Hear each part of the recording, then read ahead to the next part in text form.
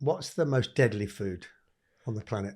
Um, so as a nutritionist, so I'll give you one that I think is worth avoiding and seeing what that does to your health. And in my opinion, seed oil. So this would include sunflower seed oil, rapeseed oil, canola oil, grapeseed oil, those sort of oils. So in this episode, I welcome Dorian Soanes, who's a qualified nutritionist. And I think you'll find this is an incredibly exciting subject. It says to me just how little we either know or how little we've been informed about the subject of nutrition, of food, and our health. And I'm very excited to hear what Dorian has to say to us today. So, Dorian, when I was young, I was told to eat a Mars bar a day and it would help me work, rest, and play.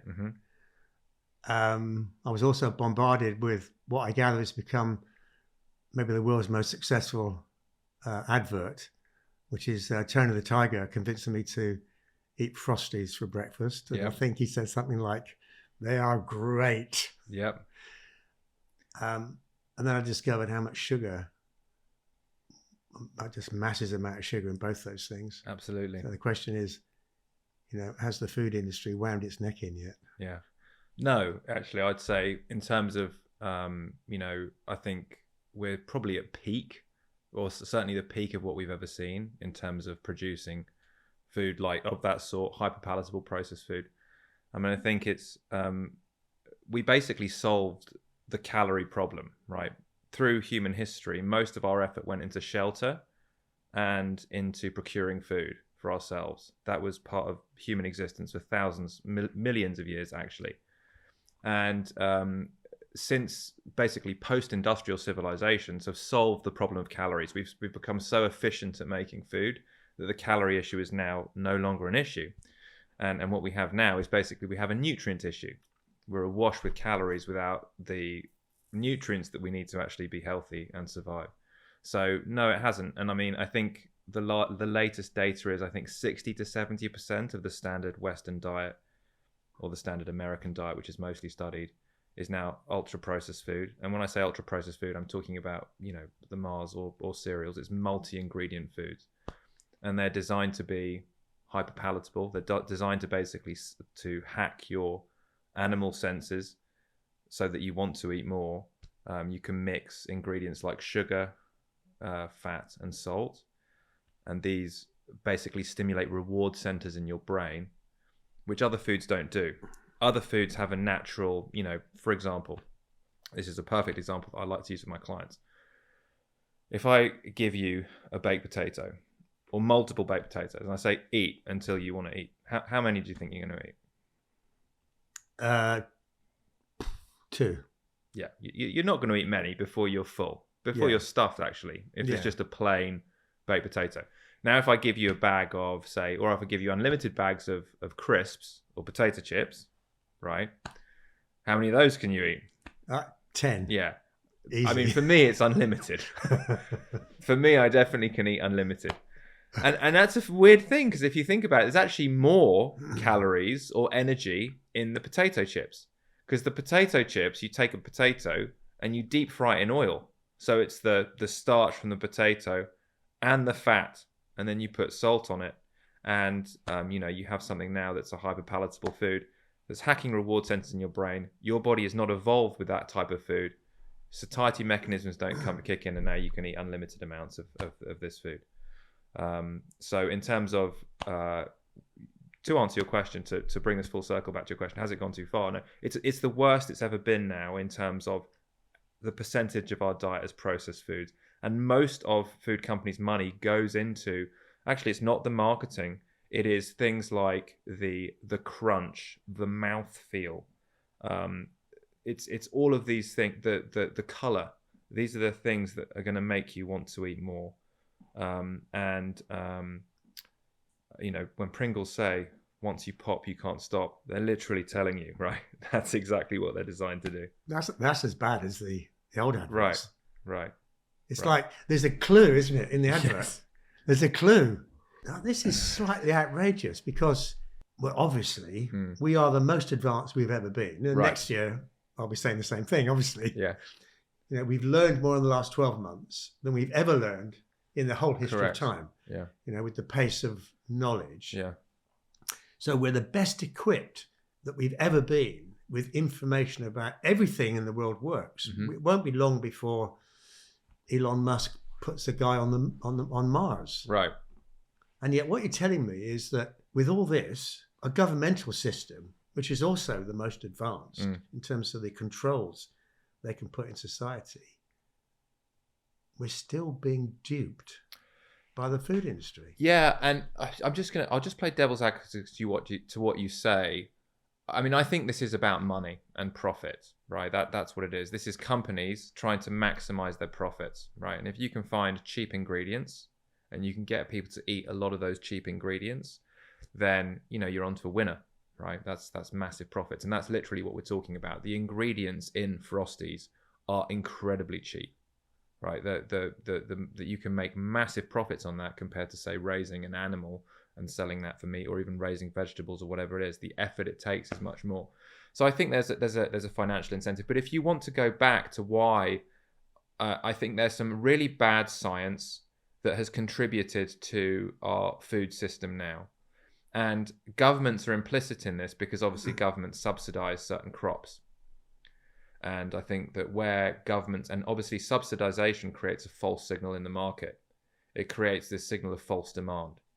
So when you subsidize something, you get more of it, right? And we've subsidized essential crops that basically I would say are probably non-ideal. And this comes from, you know, bad science, in my opinion, from the 60s and 70s that was a lot about demonizing fat. And that led to low-fat trends. You know, when you have, it's very easy to make low-fat foods, right? You know, you can make something very tasty if it's low-fat, if it's got enough sugar in it, for example. And actually, if you have a whole food diet, any nutritionist worth their salt now, no one's promoting low-fat diets. If you have a real whole food diet, it's very difficult to make that low-fat. You can't make it low-fat, really. The only way you're really going, I mean, you can have chicken breast, rice, and broccoli. No one's going to eat like that, right? Literally, no one, save maybe a bodybuilder, is going to be able to eat like that consistently. So the reality is the promotion of low-fat diets, I think, led to an explosion in popularity of processed foods, and we've kind of gone from there. And we are, you know, there's the corporations chasing money as they are wont to do, but there is also a responsibility on the individual. You know, things happen, things get created through demand. And where I will, you know, maybe give an individual a pass on that is the education system has not really, I don't think it's pushed us in the direction of the right kind of foods that's going to stop us from the behavior of consuming a ton of processed foods. So the wrong people won the argument then? Yes, essentially, yes. It's actually a guy called Ansel Keys, and this is back in the 60s, and he did a very famous study, which was the 7-country study. And he basically showed that there was a correlation in these 7 countries that he'd picked, between the amount of fat that people ate and heart disease. And this was prompted by, it was a heart attack of an American president. I'm not going to get this right, my history right. I think it was Teddy Roosevelt, basically. Heart disease in the early 19th century wasn't really a known thing. It is our biggest killer now. Second is cancer. And this prompted sort of this dive into, we need to find out what is causing heart disease so we can save the lives of Americans. And it was Ansel Keys who basically did the 7-country study. It's a very famous study. And he showed that there was this very strong correlation between fat consumption and heart disease. And that led to the lipid hypothesis. The lipid hypothesis is basically your cholesterol is basically what causes heart disease. And we have now there has been multiple studies basically now that confirm this hypothesis or establish this correlation between cholesterol and heart disease. And when science is done properly, you set out to disprove hypothesis. That's correct science. It's very easy to reinforce a hypothesis, get positive inference on a hypothesis. And this is still the world we live in now, basically. I would say yes, the wrong person won the argument. And that's led to public health data, our food systems, and what we see now. So just sticking with the subject a bit more then. So it seems from what you're saying that maybe a couple of things have gone wrong. Yeah. One is, maybe people who are well-intentioned, Yeah. like a bit of fame and publicity. Yeah. Okay, they pursued a particular avenue. But then what happened is the science process actually wasn't rigorous enough. It wasn't open enough on the one hand. And on the other hand, a food industry that, as you said, they just, whatever they say about caring for us, they just want to make as much money as they possibly can. Of course. And some foods are easy to make, cheap to make, easy to advertise, very compelling on the shelf. And you put those two things together and you've got an absolute mess, which is... Yes, you have, So I'm just going to add something you say. So the way you phrased it, I think is really good, because it's how we... history is written by the victors, right? It's how we establish certain principles. And the way the whole modern medical system operates, our modern medical system was established by a debate between two French intellectuals in the 1800s, French medicine professionals. One was called Louis Pasteur, which you've heard on from pasteurization. And the other guy, I can't remember his name.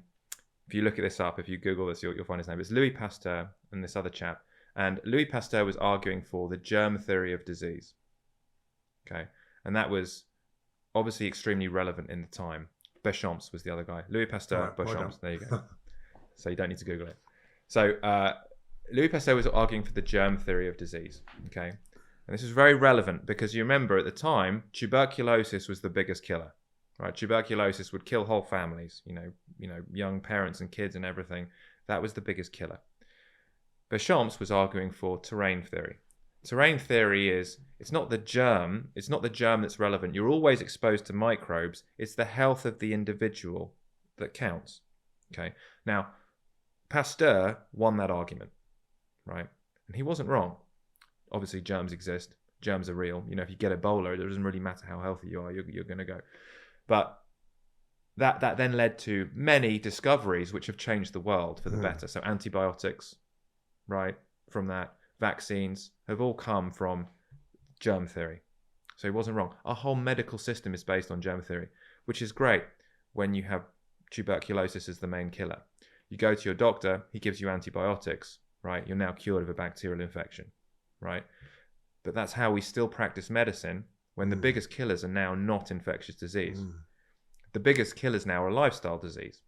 So you go to the doctor, the model is the same, right? You tell them you have a problem, they give you a medicine. The medicine doesn't cure you because you've got autoimmunity or you've got a chronic illness or whatever it is. So we practice medicine based on a system that was set up around germ theory, where actually now what we have is a lifestyle disease is our biggest killers in the developed world. So Louis Pasteur was right, and what he discovered led to important discoveries. Bechamps was also right, right? And if we applied his theory on how that would deliver a model of medicine, it would be better off for today. So I bring this up because it's the same with, when we talk about the lipid hypothesis. It is true that the higher your cholesterol, the higher your risk of heart disease, according to observational studies. It's correlated, right? And we've poured science upon science and lots of research to basically support that hypothesis. And now statins, which lower cholesterol very effectively as a drug, are the biggest selling drug in the world, right? And who is able to afford to pay for studies? It's pharmaceutical companies and people who are going to make drugs to try and achieve a certain outcome, lowering cholesterol, whatever it is. So we're still operating off that paradigm. And I'm not saying that the lipid hypothesis is entirely incorrect, but there are too many black swans to mean that it's Correct. Do you know what I mean by a black swan? Mm. Yeah. So. But explain it. Yeah. Yeah. For benefit of people watching. So. A black swan is a great great way of suggesting how you should do science. If I come up with a hypothesis, all swans are white, okay, and then one day I see a black swan. Even though all of the swans I've ever seen, hundreds, maybe thousands of swans have been white, my hypothesis is now wrong. It's been disproven by that one sighting of a black swan. To make my hypothesis correct, I now have to alter my hypothesis. All swans are white, but some are black. Something like that, right? So this is actually it's a way of the way science should be done. So to bring us back to the lipid hypothesis, we see this correlation with high LDL cholesterol, specifically in heart disease. But then we find populations that have high LDL cholesterol and low heart disease. They're black swans. The French. It's known as the French paradox. Maybe it's not a paradox. Maybe you just need to change the hypothesis. The Sami are traditional reindeer herders in Finland, and they basically all they eat is reindeer meat and blueberries in the season. Finland actually has a very high rate of heart disease, one of the highest rates in Europe, but the Sami have a lower rate of heart disease than the rest of Finns and of your average European as well. So rather than chucking the baby out with the bathwater, like the Louis Pasteur-Béchamps debate, where actually they were both right, and we had something to learn from both of those. I would suggest that there are holes in that hypothesis that need to be filled, that we could make it stronger. And I mention this purely because of that is a seminal piece of science that has gone on to shape our food system, which is based around flour or refined carbohydrates, sugar, which is a refined carbohydrate, and vegetable oils, basically. So let's just pursue this a bit more, because and this, what I'm about to ask is it's way beyond my personal knowledge, but it's an assumption that if people live a healthy life, they exercise, they look after all their joints and all that, maybe we'll come on to that. They eat the right food in the right sort of balance and quantities. I guess we have to take account, and I don't know, a certain percentage of people that get heart disease, maybe it's genetic anyway, maybe it's very difficult to do something about it. But if everybody lived a healthy life in the way I've just described, maybe with more factors, then maybe the call for statins, just to pick one example, would fall through the floor. Because, I don't know, a huge percentage of people wouldn't get heart disease. There wouldn't be the issues you've described, and then statins wouldn't be prescribed. Right. And in which case, the pharmaceutical industry, that bit of it would probably go bust. Right. Because the pharmaceutical industry only need us when we're sick. Right. They don't need us when we're okay. Right. Right. Which, if I was a conspiracist, I'd think that's a problem, actually. Yeah. Isn't it? Yeah, well, it is. Yeah. So a friend of mine who's a GP, attended a lecture either by the NHS or by the pharmaceutical industry. I can't remember which it was. And they came across as, we want to look after everybody in the world. It's our job to look after people. That's why we exist. And they were seriously proposing that statins should now be prescribed to everybody from the age of 16. In other words, medicate us forever. So their answer, and they're the ones with the most money, okay, and therefore, huge power that goes with it. Their answer is, medication. Yeah, which is insane. There are so many risks for heart disease that are not, again, they do not fit into the lipid hypothesis. Smoking will cause heart disease. It doesn't raise your cholesterol. High blood pressure, independent of cholesterol, will increase your risk of heart disease. Diabetes will increase your risk of heart disease. Being obese will increase your risk of heart disease. All independent. These are all separate to your lipids. Statins doesn't help with any of those issues. So,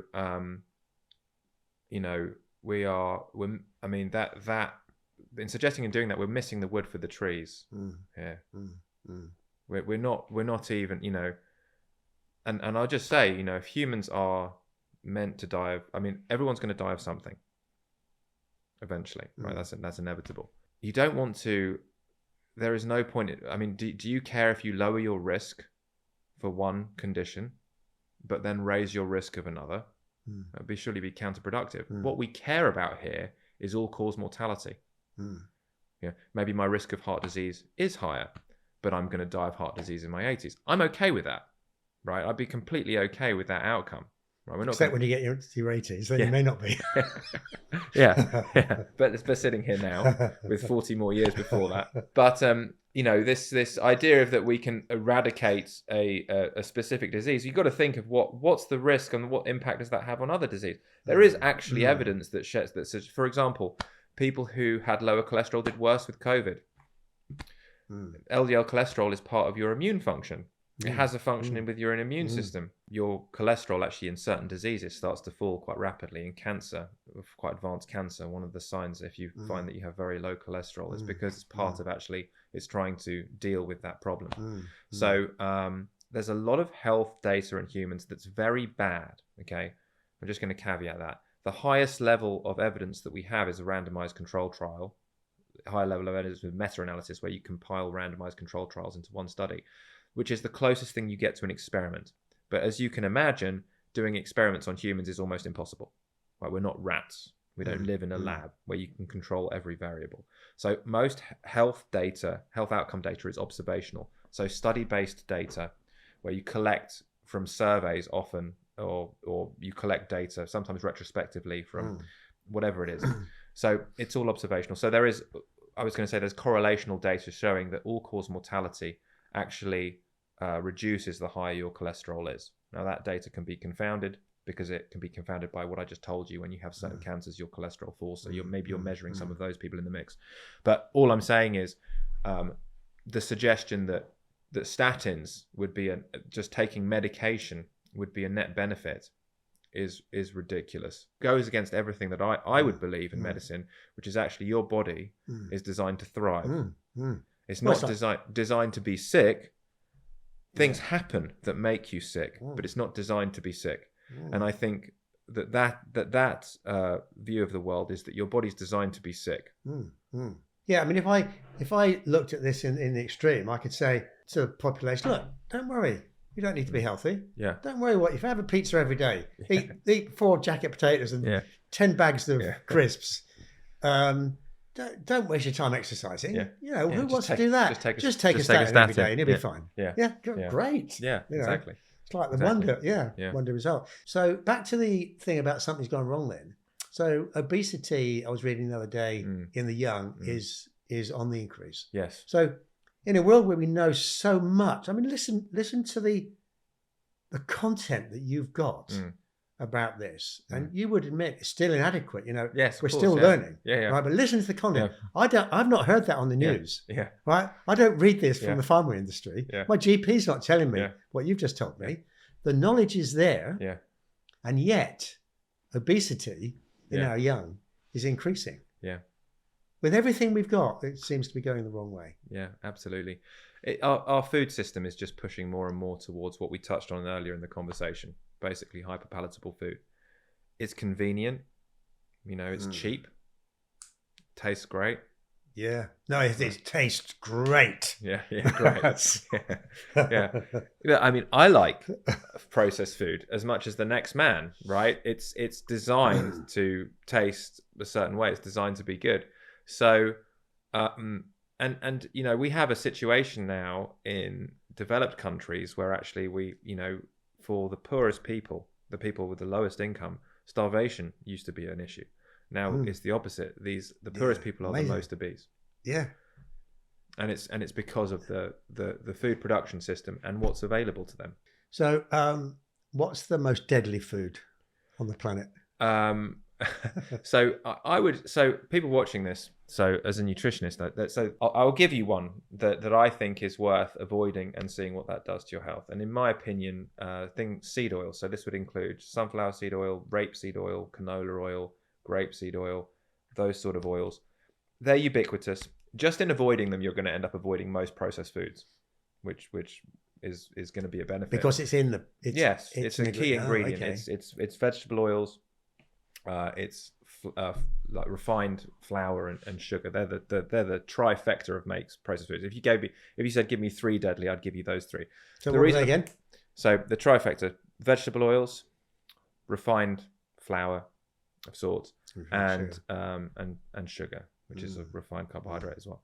Vegetable oil at the turn of the century was engine lubricant. That's what it was used for. But they found also people can consume it. You can use it in food products, and it's extremely cheap. And the science that I told you about with Ansel Keys, well, saturated fat, which is a natural form of fat that humans have been eating for centuries, does raise your LDL cholesterol. It also raises your HDL cholesterol as well. But it raises your LDL cholesterol, whereas vegetable oils lower your cholesterol. And there's a mechanistic reason for that. It's because your cell membranes, we're monogastric creatures like pigs or chickens, not like cows. They have ruminant animals have more than one stomach. So the fat we eat becomes the fat in our body, the fat in our cells. Ruminant animals are different. Whatever they eat, they ferment and they make their own fat and protein. But anyway, monogastric creatures like us, the fat we eat becomes the fat in our cells. All our cells are made of a phospholipid bilayer, which is a double layer of fat around our cells. So the fat you eat becomes part of your cell membranes. Saturated fat, if you leave it at room temperature, butter or tallow, it's solid. So saturated fat needs less cholesterol. Cholesterol is a stabilizing molecule in your cell membranes. Saturated fat needs less cholesterol to stabilize your cell membrane. If you have polyunsaturated fat, which you find in vegetable oils, as the primary makeup of your cell membrane, it's unstable. It's less stable. You need more cholesterol. So when you have more saturated fat in your diet, you need less cholesterol on your cells. You have more cholesterol in your blood. When you have more polyunsaturated fat in your diet, you need more cholesterol in your cells. Okay, so that's the reason that effect happens. But anyway, it was serendipitous that this cheap engine oil that you can also consume also lowers your cholesterol. So we can market this as a healthy alternative now to saturated fat. Now there are a few problems. So first of all, it's polyunsaturated fat.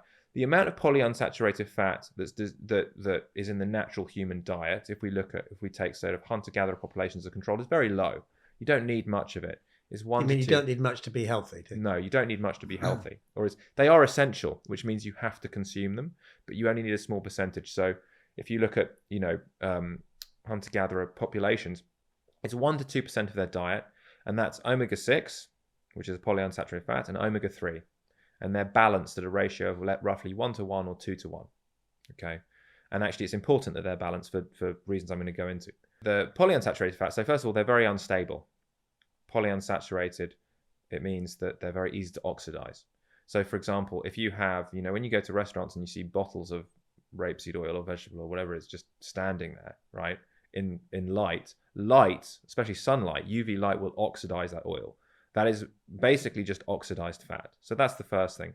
You're eating oxidized fat. I have now... And what's wrong with that? Oxidized food, oxidative stress. Okay, oxidative stress is basically what determines aging in your body. Right? Oxidation, so if you remember GCSE chemistry here, oxidation is loss. If you have an oxygen molecule that loses an electron or loses a hydrogen electron, it's now sticky. It's now positively charged and it sticks to things. So oxidation is you cut an apple, it browns, or iron rusts, right?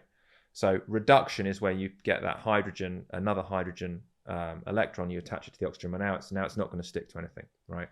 So anything when you consume oxidated products, you're adding oxidate, you're consuming those oxidated molecules essentially. So those molecules then stick to other things. Yes, exactly. You digest, which is not a great thing. No, exactly. Right. Now, I don't have this problem, but I've had lots of people who will, obviously a lot of my clients are doing elimination diets. They eliminate all kind of dairy, gluten, probably the 2 most common things.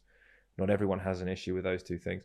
But there have been several clients since I've been doing this that we just couldn't work out what it was. And it was they seemed to be doing great, but every time they went out to eat, they were running to the toilet and they had problems.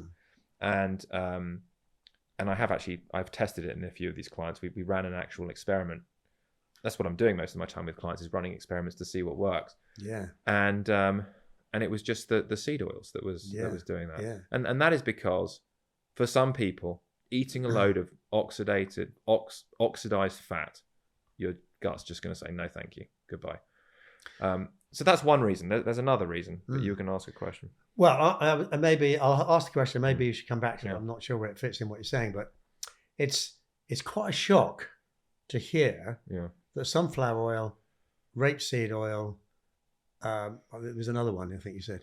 Canola oil, grapeseed. Yeah, I get canola oil. I'm sort of generally aware. It's a bit of a shock to hear that these might not be the best things. Yes, because they've been marketed as a health food because of the science I told you we discussed about Ansel Keys and everything like that. But if I gave you now a handful of olives or an avocado and I said make oil, right? You'd probably be able to make a bit of oil, right? You'd squeeze them in your hands. That's how you make extra virgin olive oil, right? It's just crushed oil. If I gave you a handful of rape seeds, there is nothing you could do to make with your hands to make oil out of that. Nothing you could do. It's very difficult to make oil from these kinds of seeds. They have to be superheat treated and pressurized. This is, there's a serious industrial process that goes into making oil from these type of seeds. And it is actually the process itself that usually oxidizes these oils. So more often than not, when you buy them in the supermarket, they are oxidized.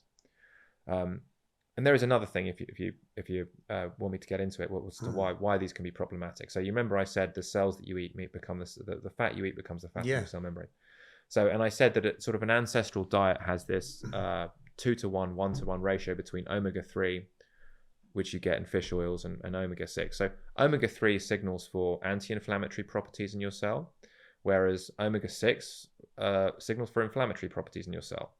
And you need both, right? You need anti-inflammatory properties. You need inflammatory properties for the cell to function normally. Now, in a modern Western diet, the omega-6 omega-3 ratio is something like 20-to-1. In favor of omega-6. Yes, 30-to-1. And that is because that's because of seed oils in our ubiquitous in our diet, and that signals for significant inflammation in the cell. So we can argue what that leads to, all kinds of diseases if you have uncontrolled inflammation. So for me, if you're going to say what's one food to avoid, if you avoided that, you'd be doing, and I know people who have just done that and that's done quite well for them.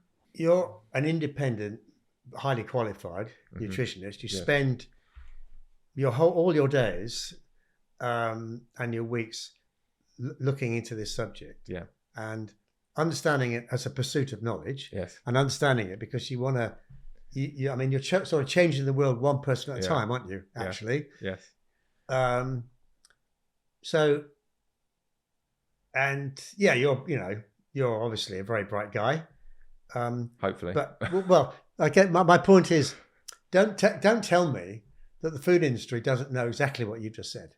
There are opposing opinions to what I'm saying. I mean, you could, if you were going to take the observational data completely literally and say this is real, you would say, wow, seed oils lower LDL. That means LDL is associated with heart disease. They're going to lower heart size. You can easily build a counter argument, and you could do a weight of evidence. I mean, I would say it's crappy evidence. I'm saying it's low quality evidence. I'd say these aren't experiments.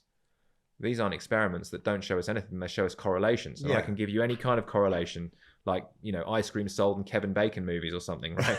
But so there is a counter argument that you could get a weight of evidence behind. So, and a lot of I've developed opinions, obviously, from what I feel is good evidence or not. But, the most valuable knowledge I have is my clinical experience. Yeah. But if you go back to what you said right at the beginning, science is about putting forth a hypothesis and then trying to kill it. Yes. And getting people around a table who will all have, different backgrounds or knowledge or, whatever, to, take a hatchet to it. And maybe even then the answer isn't pure. Maybe there's 3 different answers. Right. But then what you do to an honest process would then be to put out those. It's like I'm going to give you this medicine. Here are the risks. Right. Okay. So I'm going to propose that you eat, you swap everything for sunflower oil and seed oils. But what you need to know is this as you make your choice. But actually, we're not getting that. And don't tell me in these manufacturers, when they sit around a table like this in their tech conferences, working out how to process foods and how to market them and sell them. There's 10 very highly qualified scientists, 20 highly qualified white coats around that table. And some of them will be saying what you've said. I don't hear it. I don't hear a dissenting voice. Maybe it's not 100% truth one side or the other. Yeah. I don't hear this. No, that's the problem. I find this bit of the conversation very, very uncomfortable, that I'm hearing something which I've been trained not to listen to at all. Yes, that's the problem, is that there's no debate around this.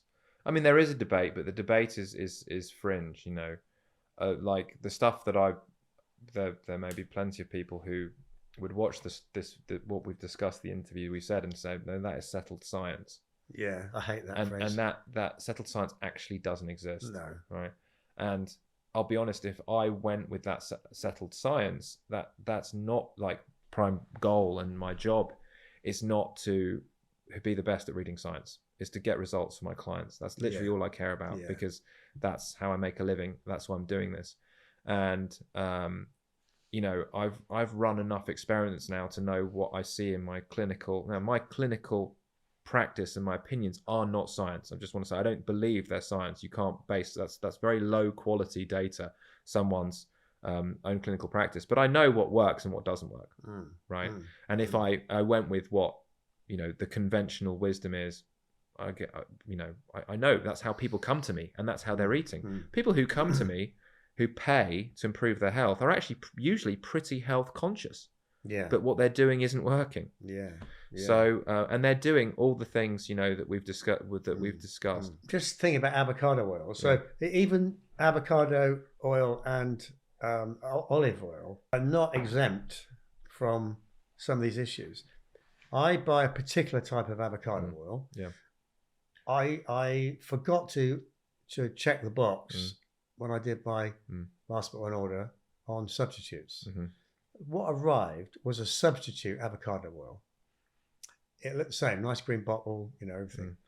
And when I poured some in the frying pan, it was clear. I thought, this is a bit odd, because I like the other one I buy, what cloudy comes out is slightly multicolored, but deep green, thick. You just feel like you were saying somebody had actually walked on avocados and pressed it all that. So I thought, that's a bit funny. And I read the ingredients, and it's, you know, it's a refined. You think refined, this is good. Yeah, refined. Then I read up on refined, and I found out that they use pretty nasty chemicals. Yeah, they do. To refine this avocado. So now I'm eating something that I expect to be healthy, and now I find it may not be full of stuff, although what I read was the refining process actually kills off some of the goodness. Yeah. And what do I know about what chemicals were used in the process? No, you're right. Now, so avocado oil and olive oil, just in its pure form, is monosaturated fat, which is a neutral fat. You know, that's not a polyunsaturated fat that we're discussing. And, you know, the evidence of health benefits, I think, with like olive oil is pretty strong. You want to get extra virgin olive oil and extra virgin avocado oil. That means it's been made in kind of the way we're discussing. It's basically been cold pressed effectively to get the oil out. But you can get refined. If you get refined, there has been other processes, and also sometimes it's cut with vegetable oils.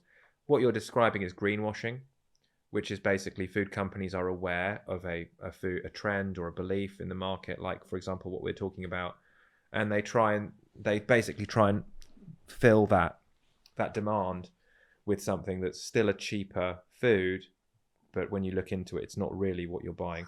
A really good example someone sent me the other day is the Hellmann's mayonnaise, and it was advertised made with olive oil. So you can get Hellmann's mayonnaise now. It says it's made with olive oil, but you look on the back, and actually there's a bit of olive oil in it, and it's still predominantly seed oils. Yeah. So it's greenwashing. Yeah. That's what that is. saying something's healthy when it's actually not necessarily, or it's not what you think you're buying, basically. Advertising is powerful, isn't it? Because I remember, just slightly off piece a bit, I remember when I was young, we were very, very poor, and we had very whole brown bread. Yeah. Posh people had white bread. Yeah. Yeah. People who could afford it. Yeah. And we wanted to be up with the thing, had white bread. Yeah. How awful. So I guess my next thought then is, where is food going, and where is food technology going, and because what I see a lot of, and I guess it's to do with the climate. I'm not entirely sure, to be honest. I see a lot of everything now is plants. Yes. Everything you like, everything on the shelf. People have sort of worked out it's a magic word. Plant-based. Everything's plant-based, and there's everything from plant burgers to, I don't know, God knows what. What's happening? Yeah, very good question. Well, I mean, like seed oils are plant-based, for example. We just discussed those, right? How awesome! What an awesome opportunity for a manufacturer, right? Plant-based stuff is cheap. You can make massive margins. You can sell a burger. You can make massive margins on that. Yeah. So this is nothing to do, from a food manufacturer's point of view, it's nothing to do with the climate. No. They couldn't care less. No. Right. It's about, making a product that's highly profitable, that's tapping into a trend. Right. And I just say, I mean, if you think that, I think you don't know much about the food industry if you think that making an industrial burger from lots of smushed together ingredients is more, environmentally friendly than just beef. When you make monocrop agriculture, you have to destroy an ecosystem. I'm not saying we shouldn't have monocrop. Okay. Monocrop is... Well, it's your monocrop means you're only planting soy, or you're only planting wheat, or you're only planting rice. It's monocrop. Okay. In favor of that species, you have to destroy everything on that land, right? Every animal, bird, every other plant. Because you are destroying it in order to plow your crop. So I would argue that's not necessarily good for the environment. And then the argument basically is that you've taken tailpipe emissions for cows, cow burps or farts or whatever it is. Tailpipe emissions. Yeah, you're taking tailpipe emission readings of these animals, and you're not considering the carbon cycle. It's been estimated that at there was a mass extinction event in the last ice age, and before that mass extinction event, we had, there were reindeer in Spain, there were mammoths and, woolly mammoths and rhinos and all these stuff. The biomass, they've estimated from fossil records and other bits of evidence that basically the biomass of large mammals was equivalent to the biomass of human beings today. So we have a population of 9 billion people. We're saying it was the same weight in large mammals. Okay. So megafauna. So there was a large megafaunal extinction at the end of the last ice age. So the idea that the planet has never had this many cows is nonsense. There were 80 million bison when Europeans started counting them in America. And that's after human beings had been in America, killing them for some time. So what I'm saying is, the amount of cows we have on the planet now is not an exceptional amount of cows. Then you have to consider the carbon cycle. The carbon cycle is basically the carbon in the ground becomes carbon in grass, becomes carbon in a cow. That goes into the atmosphere, and the whole cycle starts again. Right. So that is not the same as digging carbon up from under the ocean that's been locked up under the ocean and then burning it and putting it into the atmosphere. Those are two completely different things. So this has been basically obfuscated. I think it's been jumped on by ideological groups. It's if you have an ideological bent for how people should eat, and there are people who take that very seriously. There are religious groups, the Seventh-day Adventists, by the way, who make a lot of nutrition science, are ideologically vegetarian or vegan or whatever it is. So that's a really handy, that's a really handy fact to jump on. But you're obfuscating two different things: the carbon cycle comparing with digging things up from the underground. So I'm going to get into trouble for this. I can see this. This is like heresy, because if you'd said to me, well, I get it from all sides. We need somewhere between less cows to no cows in the world. Yeah. Because we don't need cows because, it's very intensive. The ratio of protein is all wrong in terms of the effort. They fart greenhouse gases, and we've got thousands of times more cows these days than we had, largely due to companies like McDonald's and fast food restaurants who churn out millions of burgers every day. That's the institutional education about cows. Yeah. What you're telling me, and it might not have been the cows that we've got today, but they were animals who exhibited the same sort of behaviours, chemically. But we maybe got the same amount. So what's the problem? Yeah, I told you I'd remember it. It's the Younger Dryas. It's the Younger Dryas extinction event. If you look at you can actually find papers on it. There's a estimated biomass of megafaunas before the Younger Dryas extinction event. So before that event, mammoths, bison. We had. It's very difficult for people, especially most people live in urban areas, to imagine what a completely wild place looks like. I don't know if you've ever been on safari in Africa. I was lucky enough to go to Kenya on my honeymoon, right? And outside the game reserves, there's nothing, because human beings have farmed it and grazed it and all the other stuff. Inside the game reserves, turn every corner and there's a herd. We were actually there during the wildebeest migration. So there was crawling with animals. The whole world used to look like that. The only reason grass exists, grass only evolved in the Holocene, and it was because of grazing animals that they actually evolved together. So the fact saying that we have the most cows on the planet now, or the most biomass, is not close to being true. There's about 100 million. I think there's 100 million cows in the US, and when Europeans started counting, there were about 80 million bison. There were huge bison herds in the US, which obviously were wiped out mostly by Westerners who were trying to kill off the native population by destroying the bison. So, we're not, and actually our agricultural cow population is going down now because farming methods like dairy is becoming much more efficient. So that's not correct that this is the most we've ever had. It's not even close to being correct. We had mammoths farting, and I can tell you that. I'm sure their farts were a lot bigger than cow farts when they were around. So I think it's just a view that hasn't been educated on what the world actually looks like without human beings, or before that we have everything that we have now. So it goes back to something you said earlier, because I think when I'm making a decision about my lifestyle, greenhouse gases, CO2 management, what food I put into my mouth, when I make the decisions, I'd quite like to know the balance of opinion. Yeah. But actually what's happening is I'm only getting one particular That's correct. slant. Yeah. And it's like every other bit of research somehow it gets used to reinforce that. Yes. Which is obliterate cows from the planet and we'll all be safe. Yes.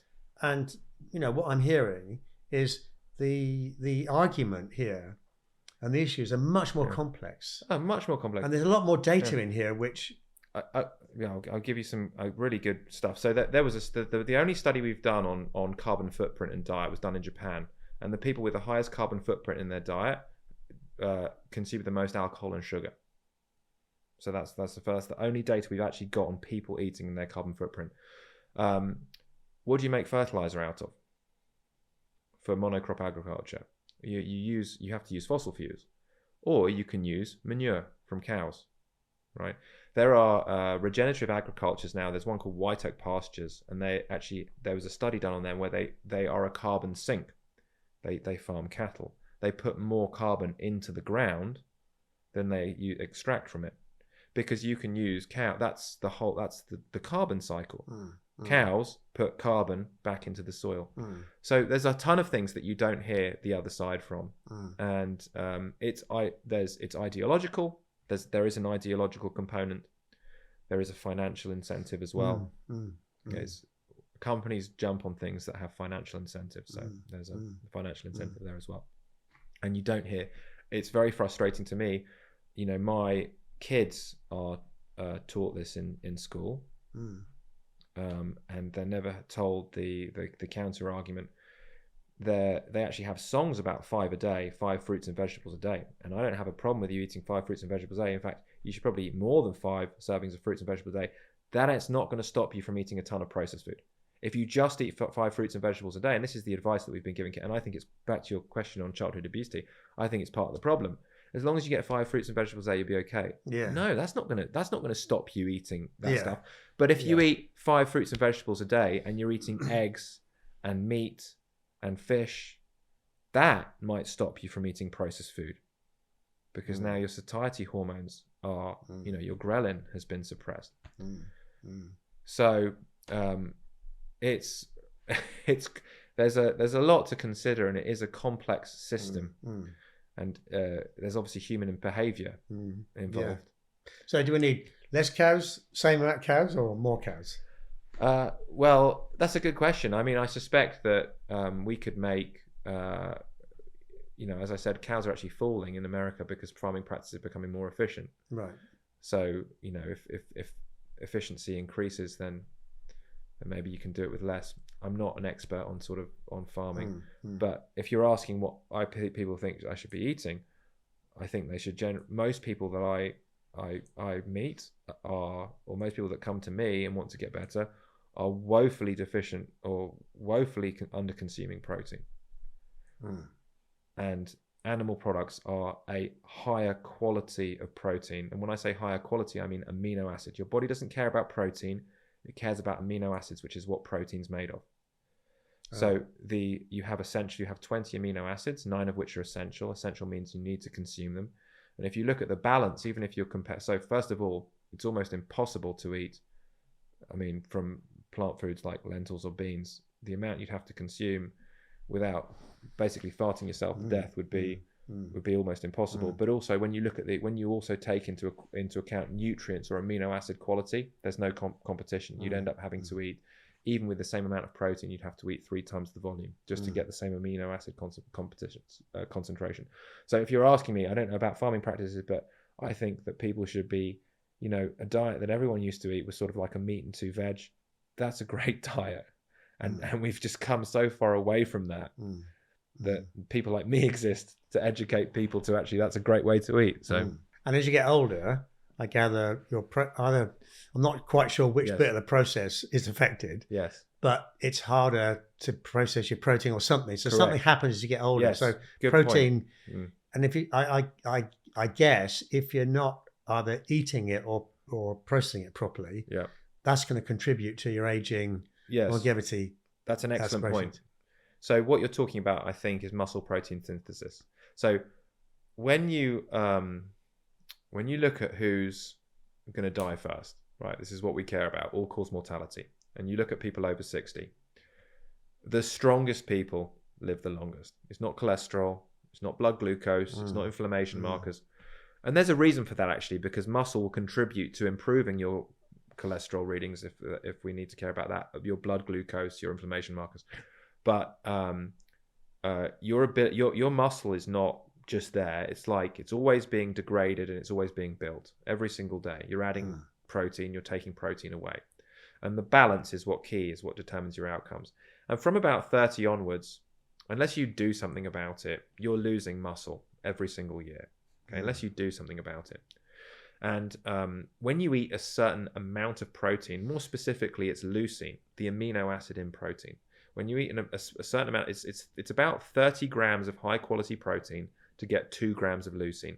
That 2 grams of leucine stimulates something called muscle protein synthesis, which is the addition or building of new muscle, right? So your ability to create muscle protein synthesis goes down as you age. So when you're a young boy, full of testosterone, 18 or 21, you can eat white bread, you probably get muscle protein synthesis. After about 40 or 50, you have to eat that 30 grams per meal to get muscle protein synthesis. So older people, actually, it's more important. And if you think about the diets that we give old people, they go in a home, they're having, a bowl of porridge with no protein, a sandwich, and then a soup or something. That's kind of how they eat.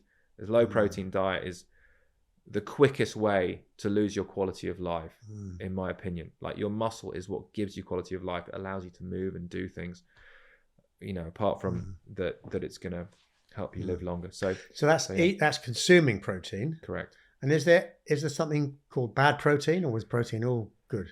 Well, there's the higher quality protein. There's a higher quality protein, which is animal products. Meat, fish, and eggs. That's your highest quality protein. You get protein in plants as well. I would say, and there's nothing wrong with that, but you're not going to get the same dose of amino acids. I'd say if you aim to get that 90 grams per day, so generally 3 servings a day, about the size of your hand of meat, fish, and eggs, that's going to get you to 90 grams per day. And then if you top that up, so optimal protein is 1 gram per pound of body weight, roughly. So if you get your 90 grams per day from animal products, and if you just top that up with plant products, plant protein, that doesn't matter anymore once you've got that sort of threshold of 90 grams. But no, there's no bad protein really. Okay, so it's wrong to single out a couple of things in such a complex topic. Right. But if one gets to 60, 65 and thinking, actually, I'd quite like to live to 100 and be healthy. Yeah.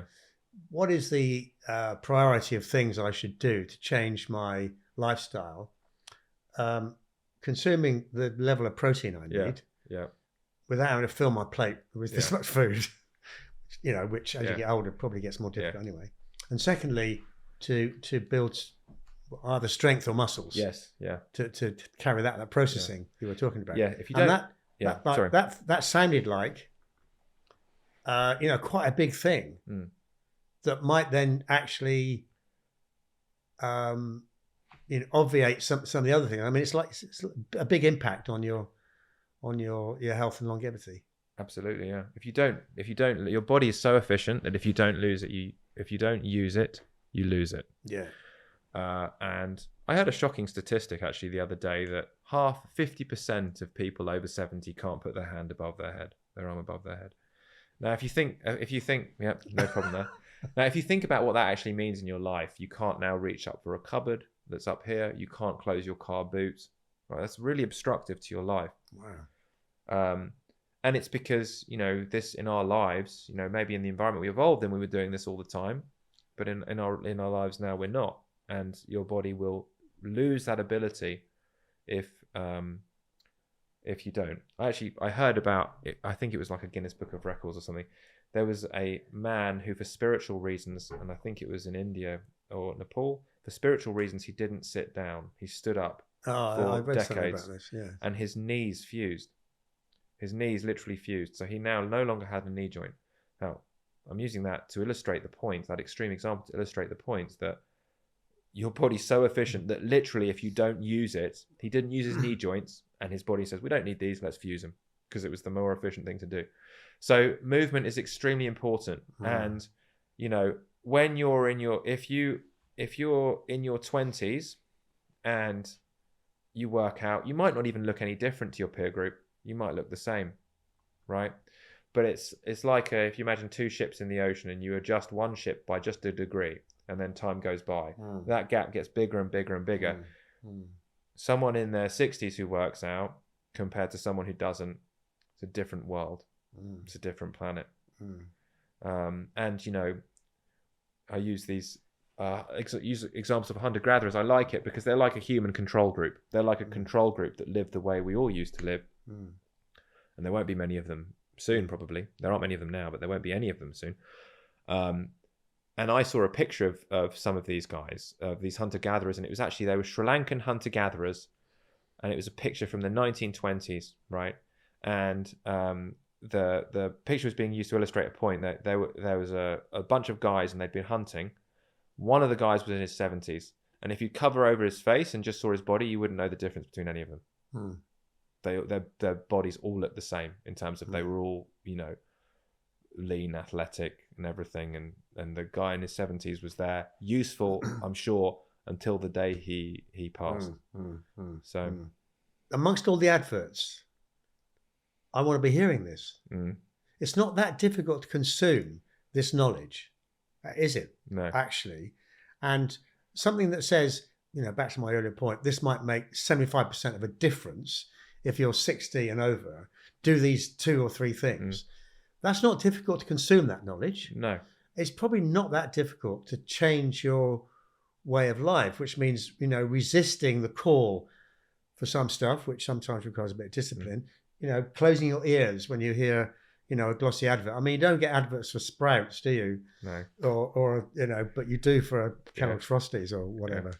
One of my favorite things at the moment is, and it's all about where the food industry is going.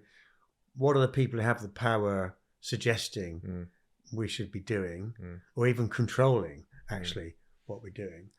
And it's maybe related to your protein thing, which is actually we should be getting a lot more of our healthy food from bugs. And I may have got it wrong, but I'm sure I read something the other day that somebody's preparing to breed locusts in their trillions, dry them and powder them. And then that powder becomes, I guess it'll be in a plant burger somewhere. Flour, I don't know, whatever. Am I hearing it? No, I mean, I think so. You mentioned sort of the plant-based trend. That's actually, we've passed the peak of that. It's falling, all the companies, like if you look up their stock prices, Beyond Meat and what was the other one? I can't remember the other one, but Beyond Meat was one of them. They're falling off a cliff. It was basically a massive failure. Wow. Is that because there's a rebellion going on? I don't think people. I actually think people are more intelligent than that. I have more faith in humanity actually, and I don't think people really bought that story as much as people think they do.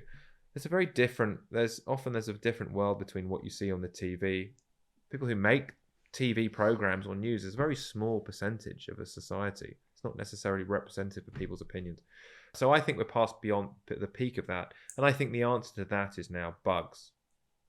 I think that's the answer, is that, okay, well, that didn't go down well. Bugs have animal protein. Can we sell that? I'll say something. I don't know. I'm not an expert on this by any means, but I did read that bugs have something in their exoskeletons, because obviously they have exoskeletons called chitin. And apparently in high doses, chitin is not very good for you. That can cause issues. You'll be able to refine it out, don't worry. They'll use a petrochemical called hexane, and they'll just rid the bug. Probably, probably. But I would be, if the plant-based burger took off, the odds of a cricket-based burger taking off to me would be unthinkable. I don't think, I mean, the thought of eating bugs to most people is disgusting. I don't think that most people are even ideologically driven enough to want to do that, even if it was good for the environment. I don't believe it is better for the environment, but even if it was, I don't think most people would want to do that. So I think it will be, I hope it will be another flop. And I think people aren't that stupid actually. Good, I'm glad about that. So I got one final question for you. I read an article in the paper the other day. John Humphreys used to be Radio 4 presenter on BBC. He's going to live till 124. Okay. So it's a great ambition, isn't it? Actually, you have to say. If I wanted to do the same, it's an unfair question. Give me one thing, one bit of advice that would get me on that road. It's 124. Well, it's unfair because you give me one question, but I think we covered it. Yeah. I'll give you two answers then. Okay. Keep training. Yeah. That's the first one, right? The evidence on that is clear, right? Your mental health, your cognition, everything else to do with your health. And then eat your protein.